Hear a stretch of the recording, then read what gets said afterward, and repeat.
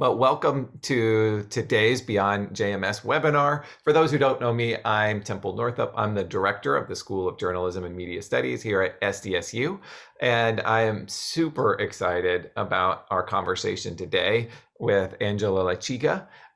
She is also a graduate from SDSU, so she's coming home virtually back to campus to speak with us today. And so I'm really excited.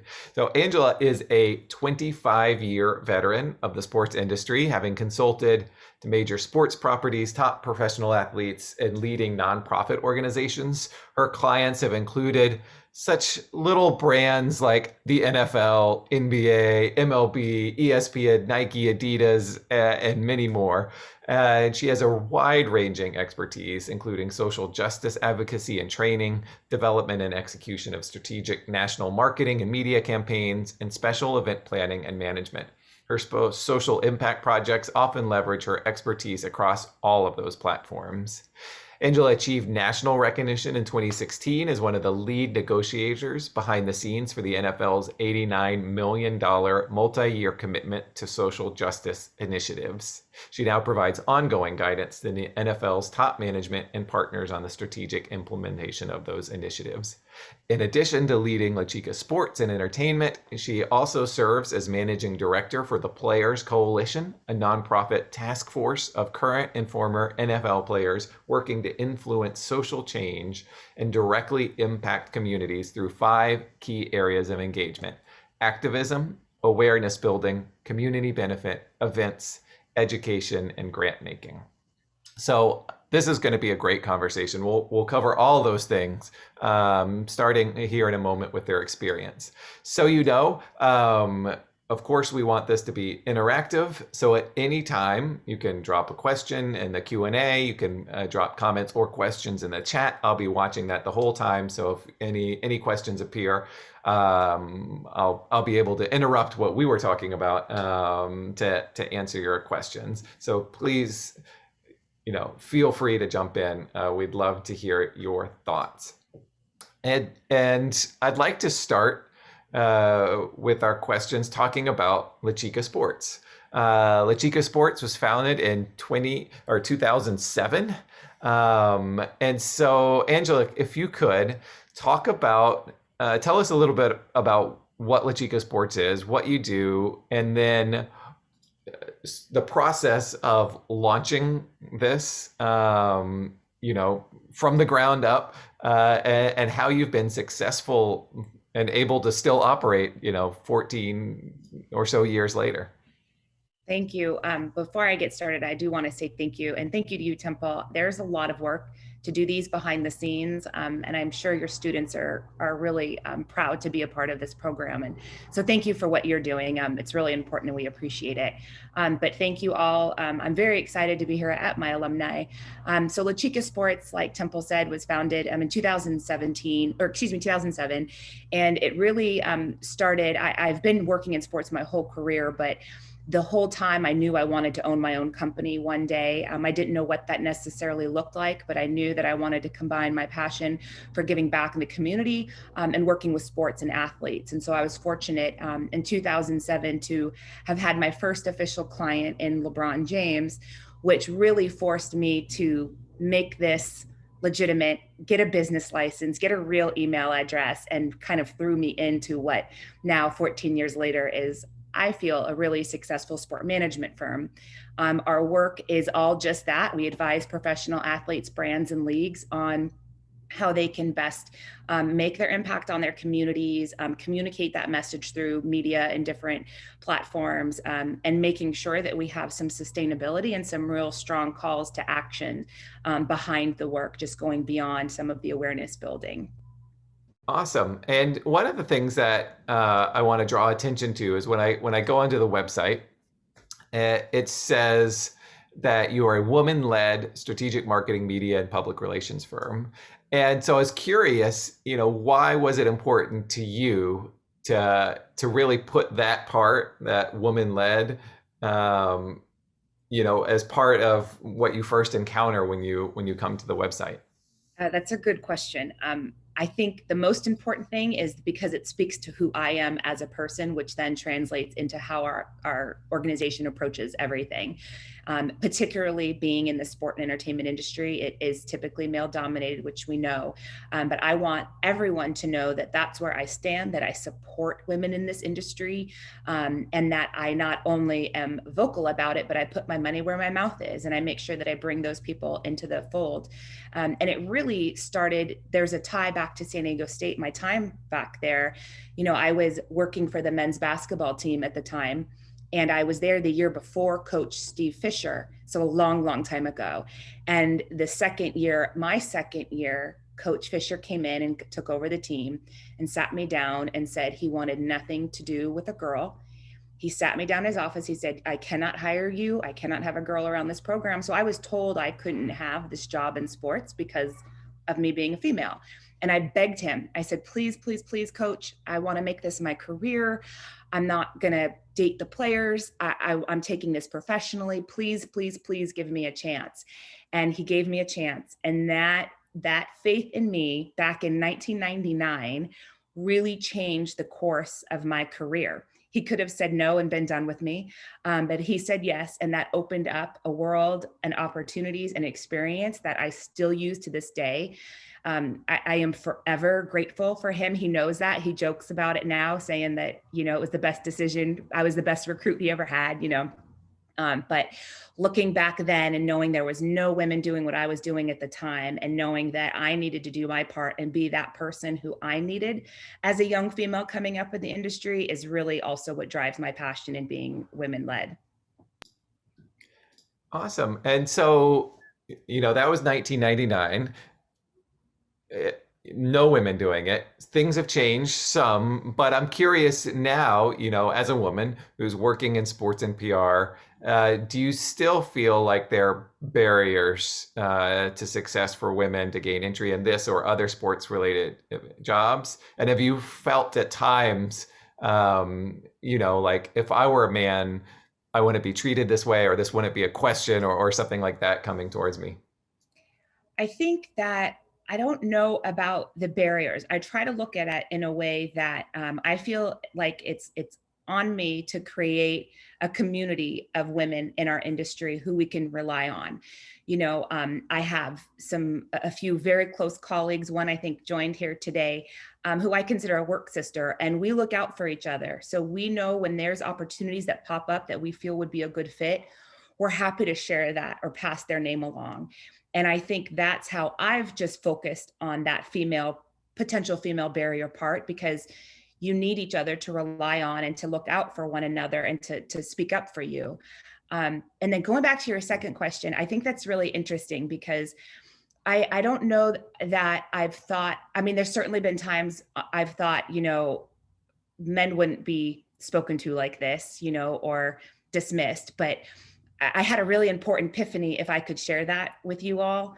Over this last summer, we saw after the murders of George Floyd, Ahmaud Arbery, Breonna Taylor, our work took off, and we saw a lot of people. We ended up being their first phone call to really navigate through this space.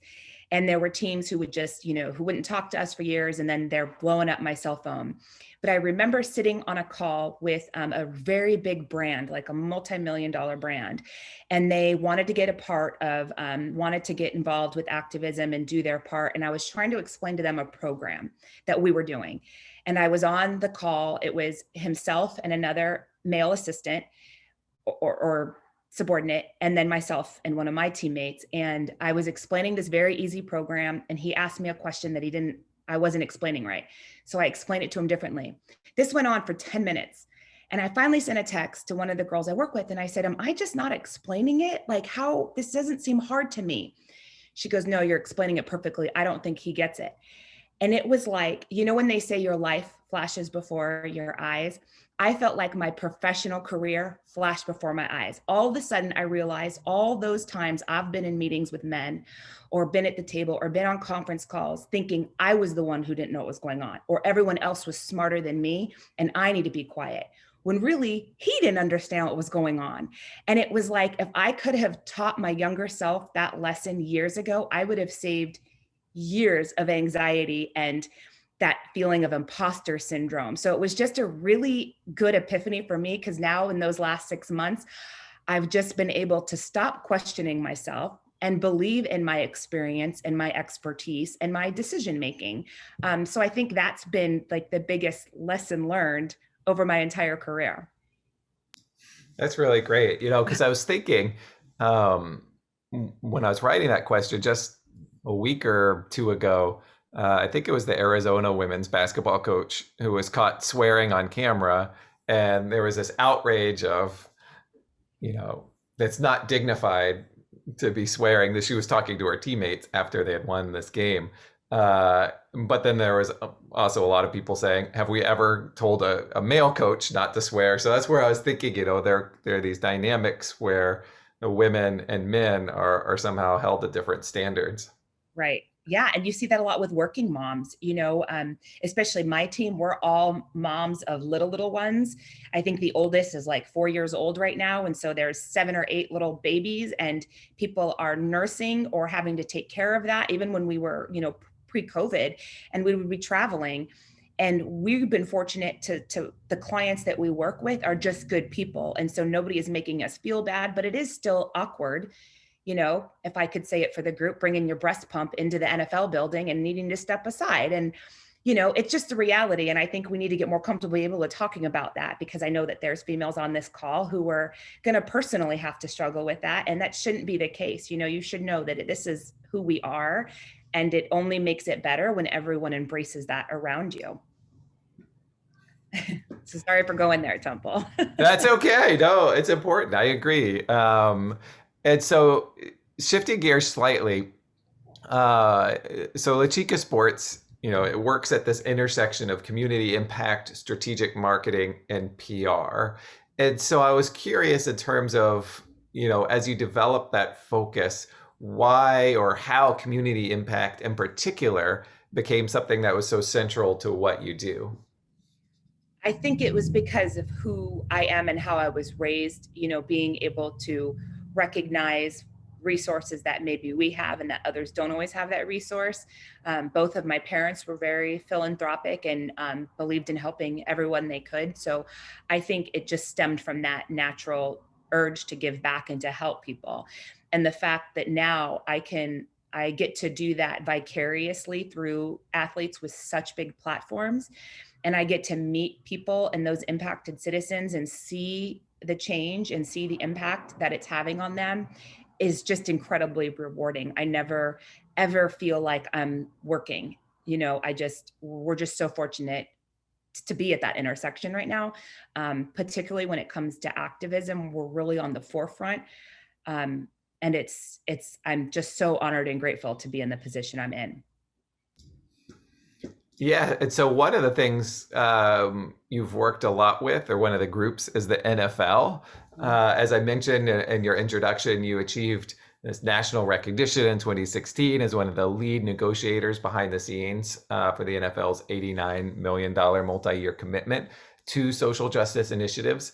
And so I'm curious, how did you get involved with the NFL? And then, what did you advocate back then through that process, and how has that carried forward in the years since, I guess, 2016?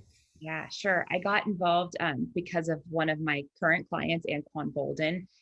He had personal tragedy turn purpose. He lost his cousin to a police officer. His cousin was broke down on the side of the road, waiting for roadside assistance, when a plainclothes police officer pulled over and shot and killed him 3 times while he was on the phone. So he really started his personal journey to understand how he could use his platform for change.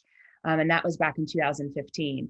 And as the months went on, he started looking around the league to see what other players were doing the same. It happened to come at the same time when then Colin Kaepernick was also raising awareness around police brutality. So my work as his individual rep and his leadership in this space alongside Malcolm Jenkins, we became default management behind the scenes on those efforts. I certainly am not a social justice expert.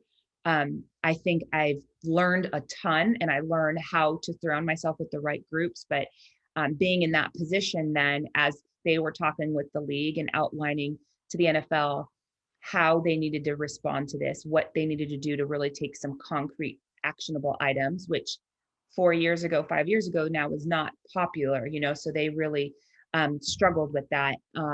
And so part of my role as they were working with the league was making sure that we were able to put to writing what the players were looking for, what social justice meant, what they wanted to see from the league, what it meant beyond financial commitment. They wanted resources, they wanted the platform.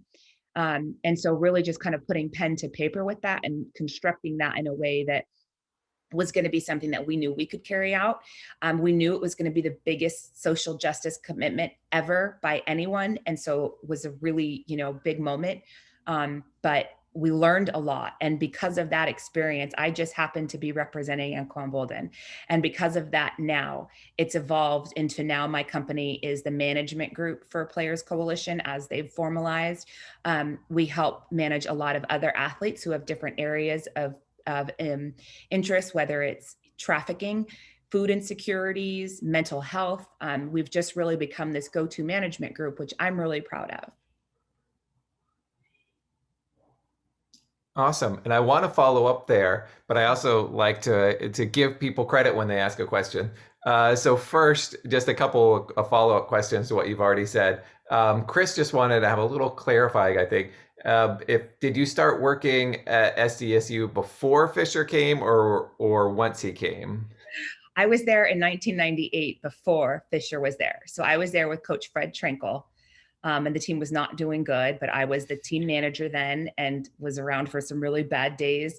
And then Coach Fisher was brought in that off season and was introduced to me. And he was like, no girls. Yeah. So him and Dutch and everybody, I mean, they were at my wedding. Like they are just like second family now. I couldn't imagine not having them in my, corner. Yeah, awesome. And another question from Giancarlo. Can I ask you a bit more about your experience with imposter syndrome? How do you break through to powerful leaders, mostly men who don't seem to understand you? Do you ignore, keep trying? Does your success speak for itself to them? Your thoughts? Gosh, that's such a good question. We were literally just talking about this before the call and on another call. I was on a call yesterday with a Major League Baseball player. And we were talking about some of his community work and he goes, what's the name of your company again? And I just wanted to crawl under the table and hide because it's my namesake and I still feel like I'm just making this up. So imposter syndrome is real. And what I've really tried to remind myself recently is that insecurities are loud, confidence is silent. And so because I'm not out boasting and all that stuff, like the people who are, those are the people who typically maybe aren't as strong or as good at what they do as you would think. And so I try to remember, you know what? No, I am good. I understand what I need to do. Now that I had that epiphany with men kind of not understanding, I recognize that my gut and my experience has not led me wrong to this day, but it's a daily battle that I deal with when imposter syndrome. It comes down to whether I have to say the name of my company. I never say I always say we, even if it's just me doing something. It's just something that I have to constantly practice and stay on top of. But I also think it's good to embrace it a little bit because that's what keeps me going. I never, ever feel like, oh, I've made it. I have moments of like, that's rad, and like, good job, but then let's get back to work. And I think that feeling of the other shoe is going to drop is what keeps that steady hustle. I've been in business for 14 years. It took me probably 12 of those years to really see some financial impact. And it still feels like it's a steady hustle. And I never want to lose that drive. Awesome. Thank you. And thank you, Giancarlo and Chris for chiming in. So I want to go back and think about your work with the NFL, in particular, just in terms of what we were talking about before we jumped on, which is managing crisis. So the NFL in a lot of ways has been in crisis communication mode for many years. They've been reacting to things going on, whether it's president's angry tweets or whatever the case may be. So I was curious, how have you helped manage that, and what are your just thoughts on how you manage crises? Yeah, that's a good question. And I want to spin it back to you all real quick, if you don't mind. I would be curious to hear what everyone's perception in the media is around athlete activism. Do you feel like it has a positive perception, or do you feel like it's still negative, like shut up and dribble perception? If somebody can just kind of drop some notes in the chat, because that's important to how I'm going to kind of go backwards in time.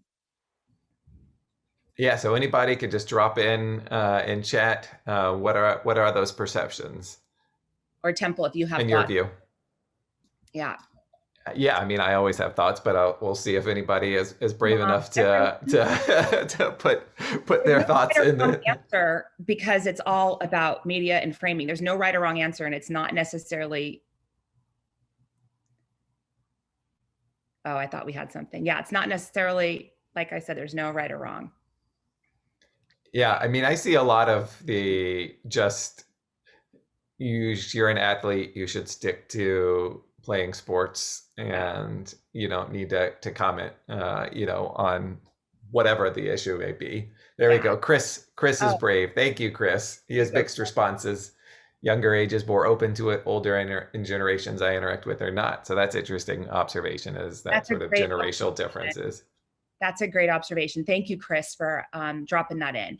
So I will say, so if everybody kind of goes back in time, and when the Players Coalition specifically was evolving, it was 2016. So it was at the height of the anthem protests, and everyone felt very strongly one way or another. And when there was a fracture, what appeared to be a fracture publicly, the Players Coalition and the group of players I was working with was hit hard in media. I mean, it was just nonstop, trying to pit people against each other when it simply wasn't the case. And as that evolved, we ran into probably 2 years of steady crisis PR, meaning that every time Donald Trump tweeted something, or an owner said something, or whatever it was constant crisis PR. So we were constantly either responding or not responding. And I think the two lessons that I would love you all as media students to understand is that we navigated that, we had to do two things. When we were dealing with crisis PR and having to respond, we made sure that our response was always back to the issues. If they try to say, oh, but this player's doing this and you guys are doing this and you're sellouts or whatever, always back to the issues. If Trump was saying you guys need to just play or whatever, our responses and our talking points were always, look, there's 100,000 people right now in Philadelphia who can't get a job because they can't check the box, and have a clean slate for their past criminal records.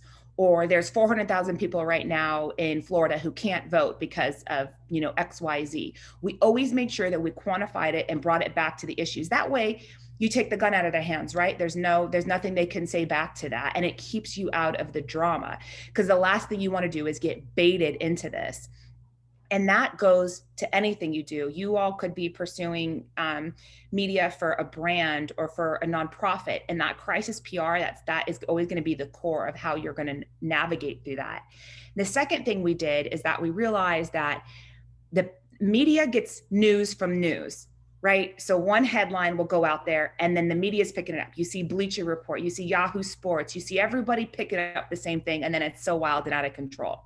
So we tried to really bring media into the work that we were doing. We invited media to sit there with us while we were in bail hearings in New Orleans, or to sit down with us while we were meeting with athletes and impacted citizens, when it came around the digital divide. So we tried to get media to see who these impacted citizens were, why the issues the players were speaking out were so important. And that really started to change the narrative.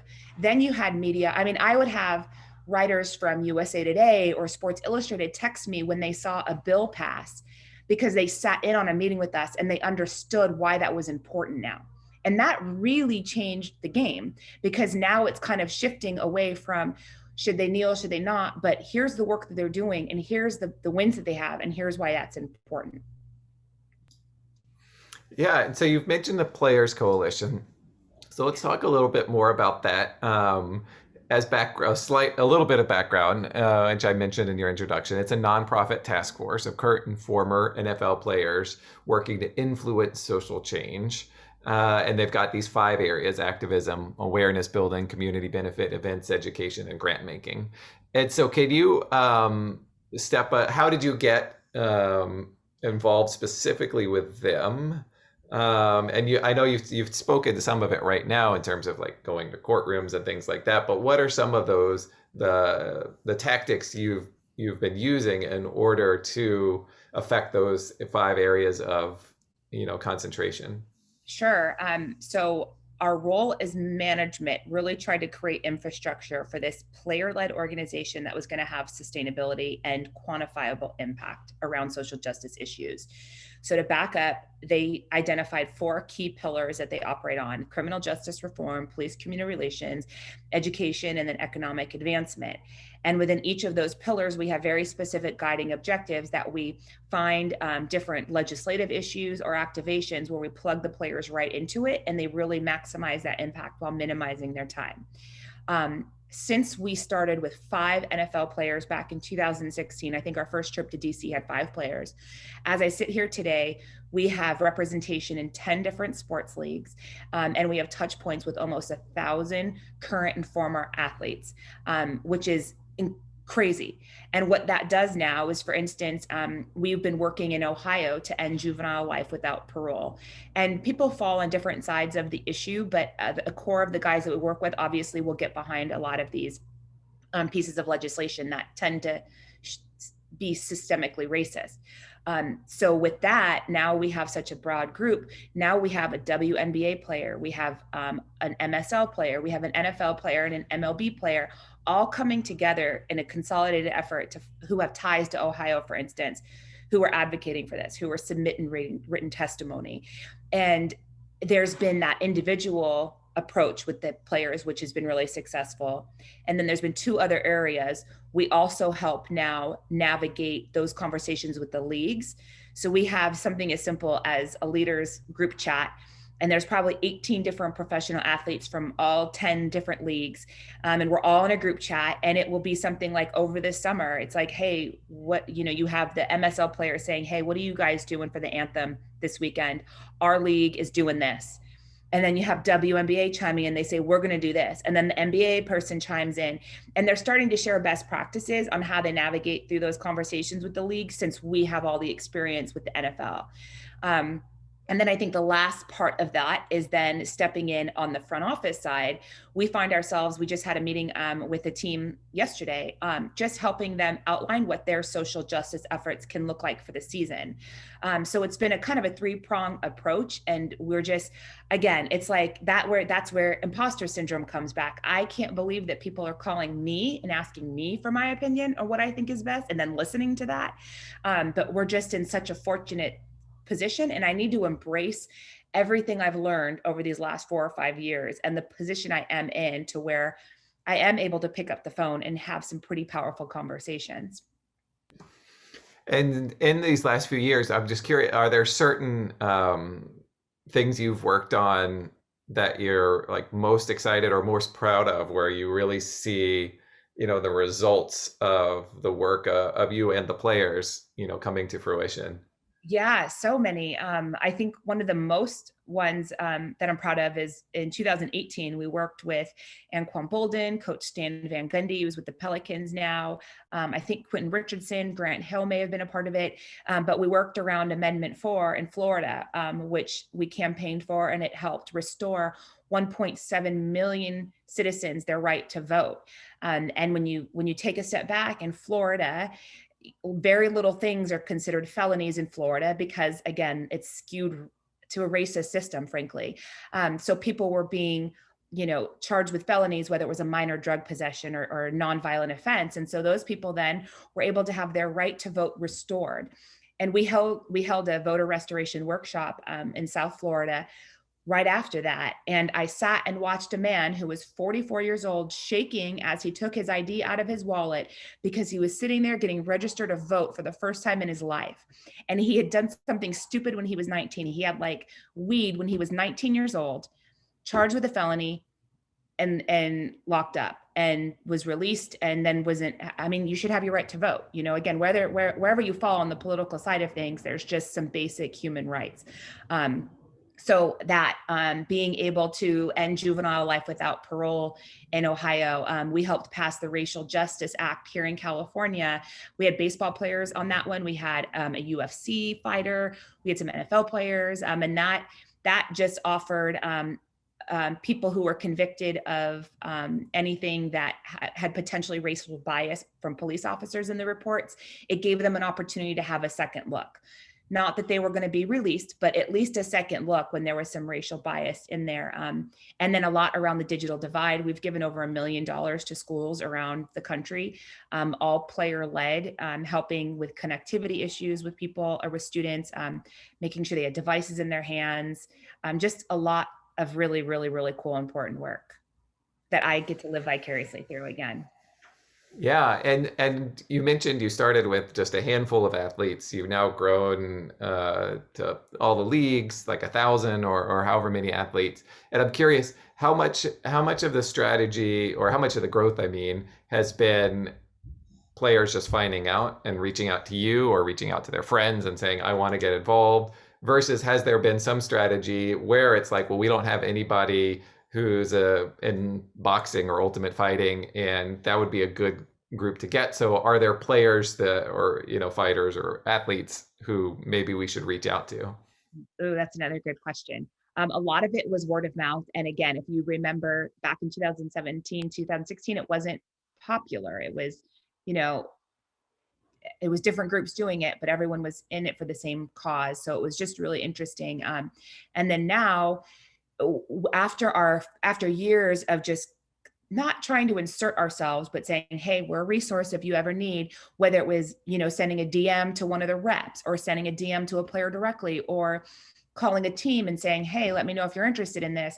It really wasn't until we saw the murder of George Floyd that then everybody remembered that we were kind of out there and that we really had some infrastructure in place, that they then started reaching out to us. And from there, it was quick. It was just a new crop of young athletes, and it was quick for them to recognize that we were what they were looking for. We understand, because I have a background in sport management and athlete management, I understand the functionality of athletes.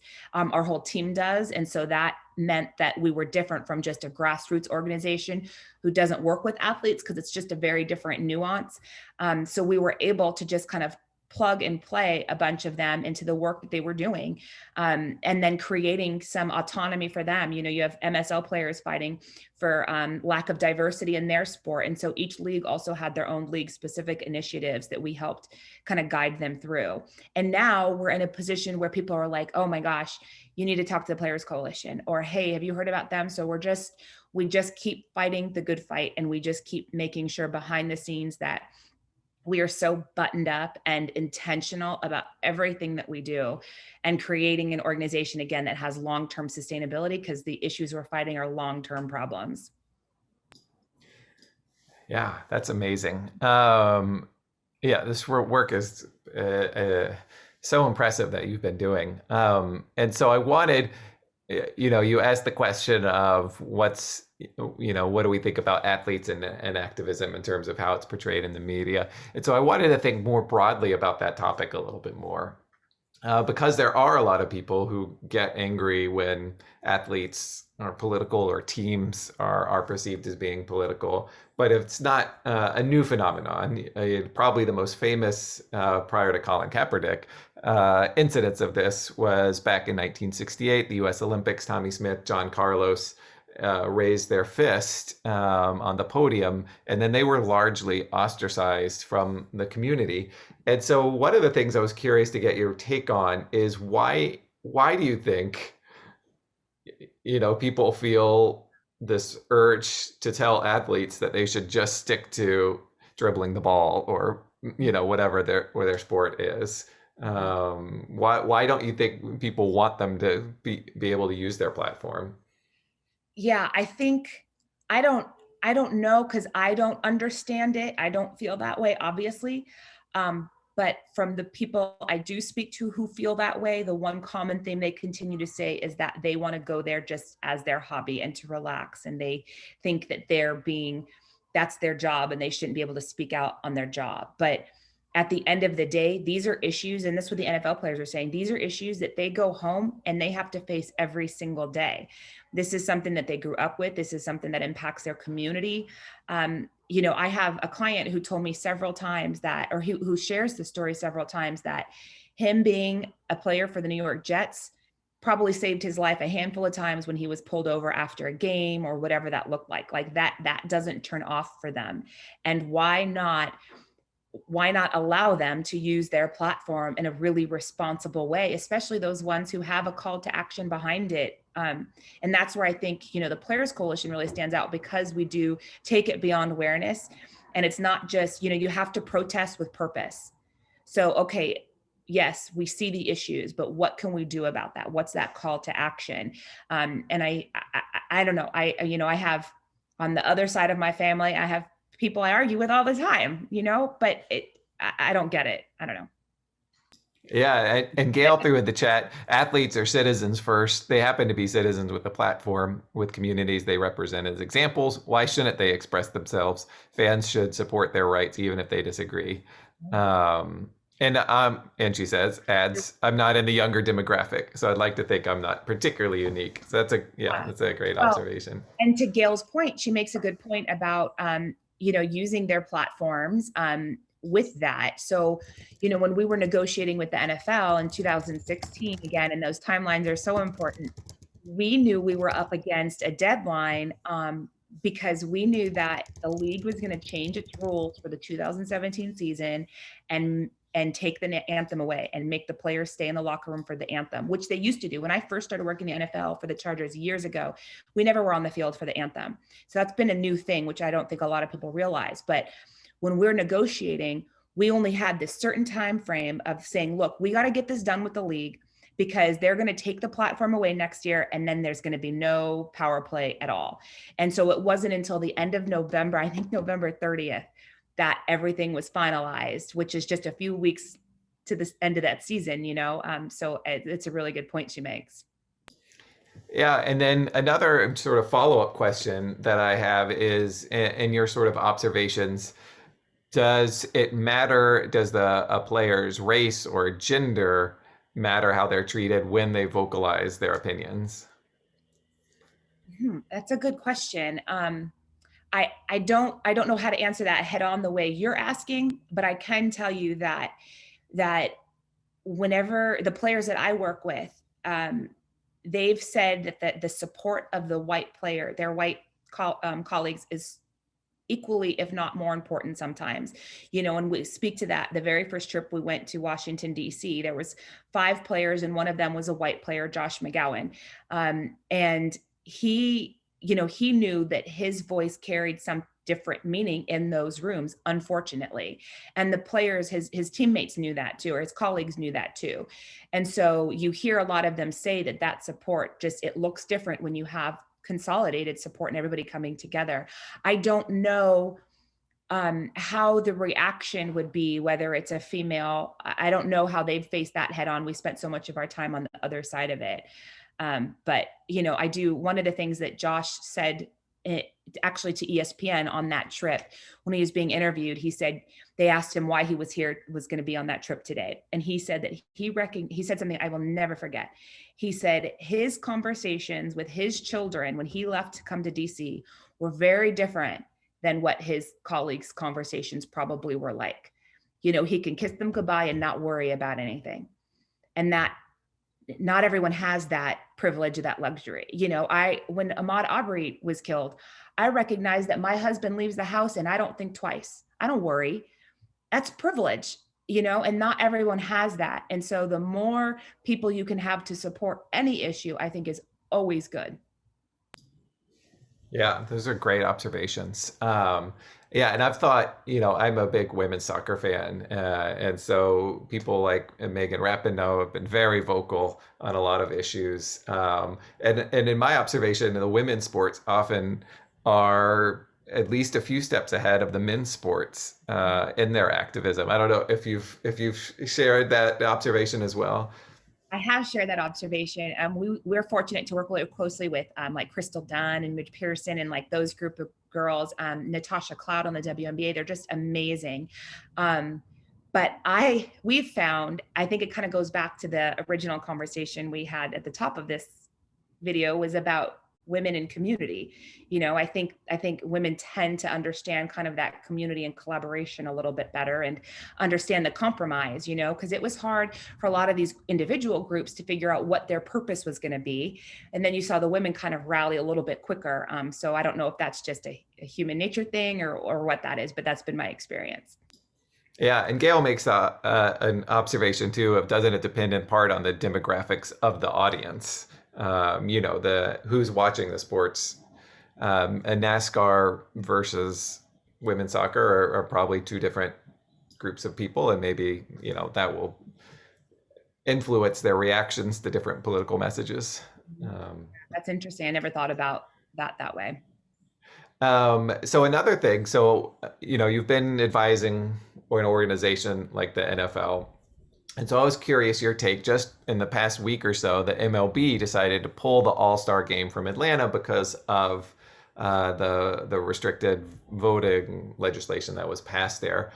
As somebody, you've advised you've worked with the MLB as well. Were you surprised that the MLB made that decision? I was like very surprised. And I think, the response that I've seen with players was that they couldn't, at least the players that I interact with, I want to definitely qualify that, that they were very proud of the MLB for taking such a hard stance, especially because MLB is not as outwardly progressive as you would think. So I think them doing that, and I know that they hired someone specifically to focus on, I don't remember her title, so I don't want to butcher it, but someone to look out for them and to navigate them through these very important issues that they have been so far behind on. So I was proud of them for doing that. I do have mixed feelings because it saddens me on the economic impact side that is going to mean for a lot of those businesses in town, and just overall sense of community there. But, I was on the phone with the NFL earlier, and they were, thinking about making a statement. And I'm like, make a statement, of course. Like, yeah, but let's do more. And then boom, you get a post and MLB does this. So it's really, really, really interesting. Yeah, and that was, you're reading my mind in terms of what I was curious to get your thoughts on was, when an organization like the MLB pulls out, it is hurting, the people of Georgia and specifically Atlanta. There's a big economic impact. And so you could criticize them saying that, a lot of the people, especially in Atlanta, don't support the legislation. And so how do you balance, the MLB's wanting to make a very clear statement versus, the collateral damage is ultimately what it is, are many of the people who are impacted by a decision like that. Yeah, that's tough. And I'd be curious to see how the response they've received is, particularly from players across the league in their space, and I do want to make mention that they are keeping their youth commitments.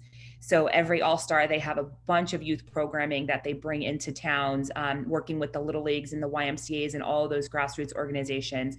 So they are still honoring those youth commitments, which I think was very good, because sometimes leagues can act pretty swiftly and not think about kind of that trickle down effect.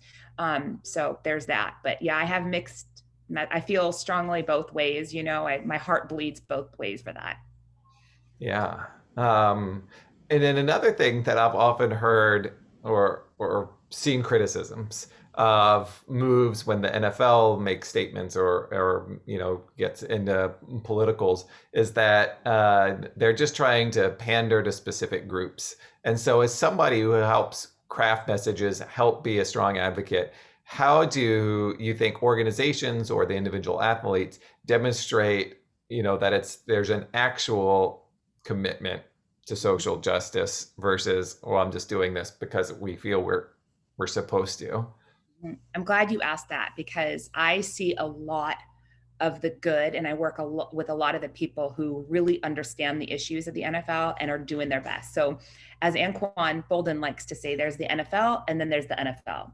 So you have, NFL, you have Commissioner Roger Goodell, and then you have 32 owners and billionaires that you got to work with too. And so when it comes to Roger and his team who are committing these funds and doing this work, they have really, I don't want to say evolved, that's not the right word, but they've come a long way in making sure that they understood what the issues were and why it was so important to the players. And I will tell you something, Roger Goodell, and I tell everyone this, he gets so much kudos because I have been with him multiple occasions.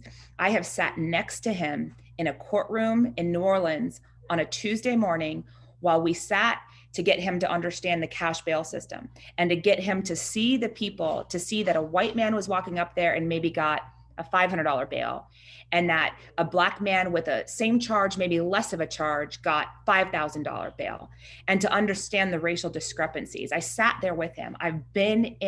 He's done things without media. I've sat there in rooms with him around Super Bowl in Atlanta, where he was talking to the judges and the prosecutors, and we had a private convening about the criminalization of poverty, and about what they were doing in their system.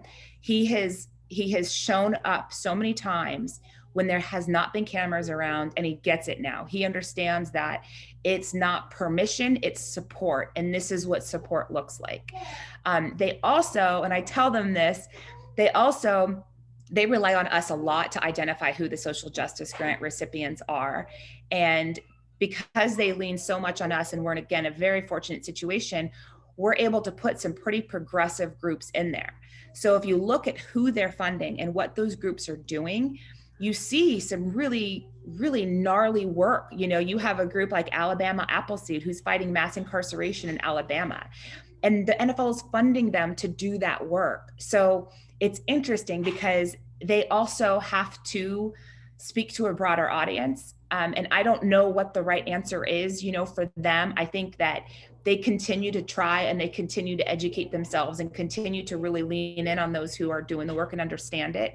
But it's always going to be difficult. I don't envy a lot of them.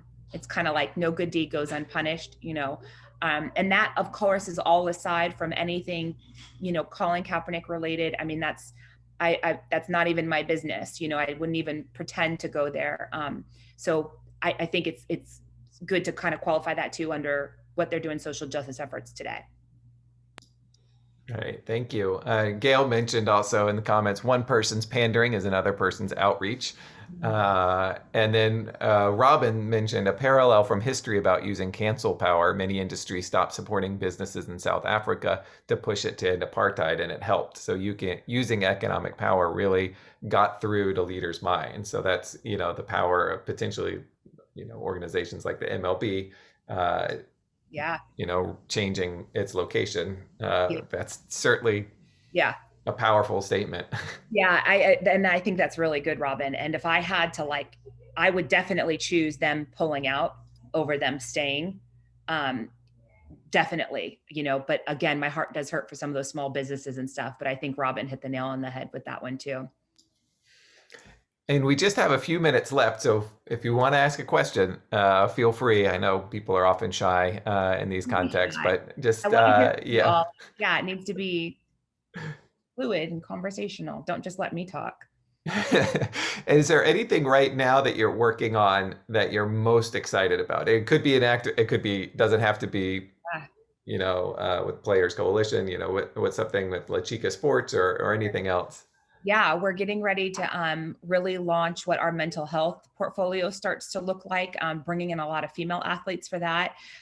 We are kind of what I call our big sister companies to a lot of organizations around the country who are nonprofits and focus specifically on young women who are either facing, being in the juvenile justice system, who've been abused in some way, and just trying to figure out kind of what we can do to support them and create, like I said, a larger sense of community. We've just launched what I'm really excited about is an externship program for professional athletes. We've had so many athletes over the years just want to know about the business of sport. So we've launched that official program. We have 2 externs right now who sit on calls and listen to the business side. One is an Olympian and one is a men's soccer player. So I'm excited to kind of see that growth. And then, Temple, one of the things about is our newsletter. We just launched 2 months ago, and I wanted to create this platform specifically for students and young professionals who are trying to navigate through this virtual world and are trying to get started. So I hand pick and curate all of the events that I know are happening that I feel would be beneficial for students and young professionals to hear from and learn from, as well as events that I understand there are opportunities for engagement, which is really important for networking. Some of these bigger events aren't open to chats like this, and not just kind of create someone just talking to you and not real ability to kind of reach out. So that's been really exciting. So we're starting to really focus on our now giving back and community piece to the work. Fantastic. A couple comments. Josiah says, "Hi, Miss Angela. Thank you for speaking to us. You are amazing." Thank So you. that's always nice to hear. And then Rachel just posted, "I noticed on your website that you work with Vicky Golden. How did that relationship come about?"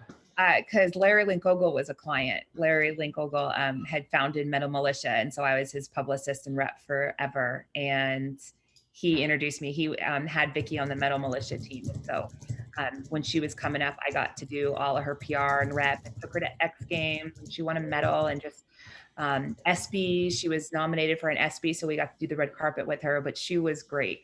And it's just funny because there'd be me standing there out on the track, and, motocross guys flying over my head and stuff. That was a really fun time.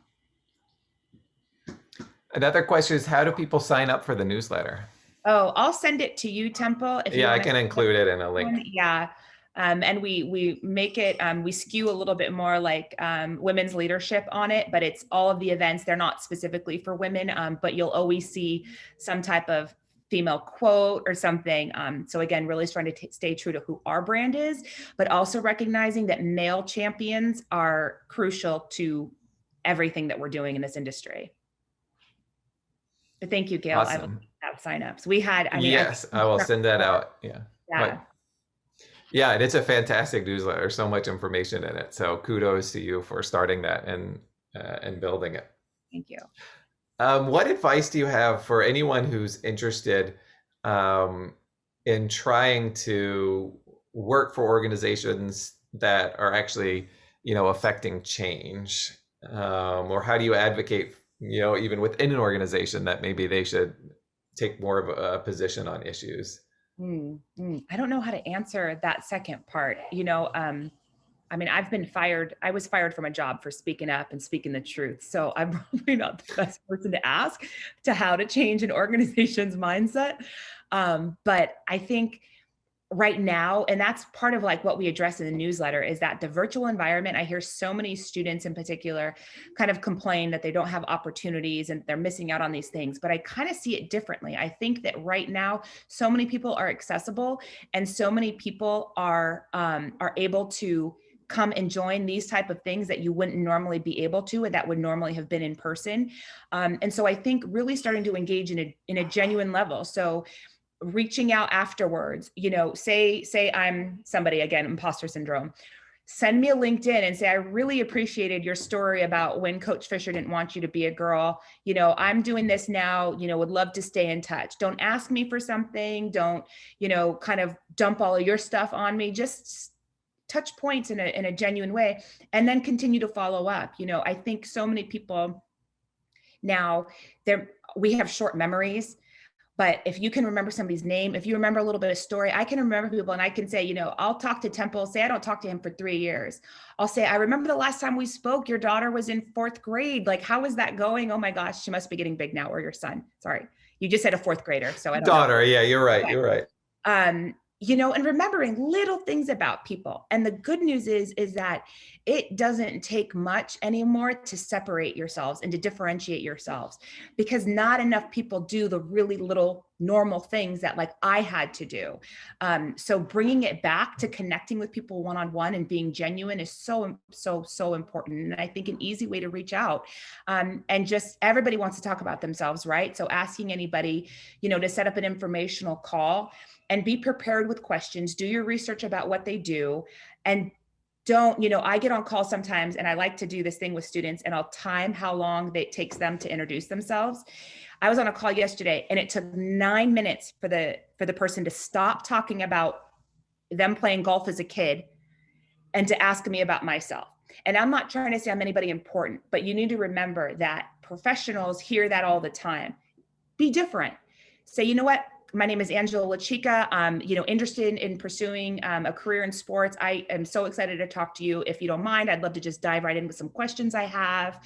Tell me about yourself. Just change a little bit of how you approach things, and you will really see a separation and engagement in really deep relationships. One last thing. Irene says, does LaChica have internships? We do have internships. Yes.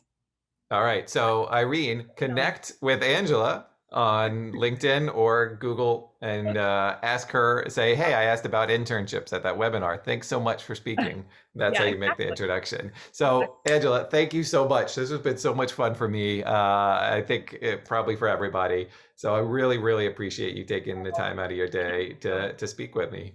Thank you. And thank you for doing this for the students. What you're doing is really important. And I know probably is not a award-winning position. So I appreciate what you're doing. Awesome. Well, thank you very much. Everybody have a wonderful Friday. Take care, everyone. Thank you.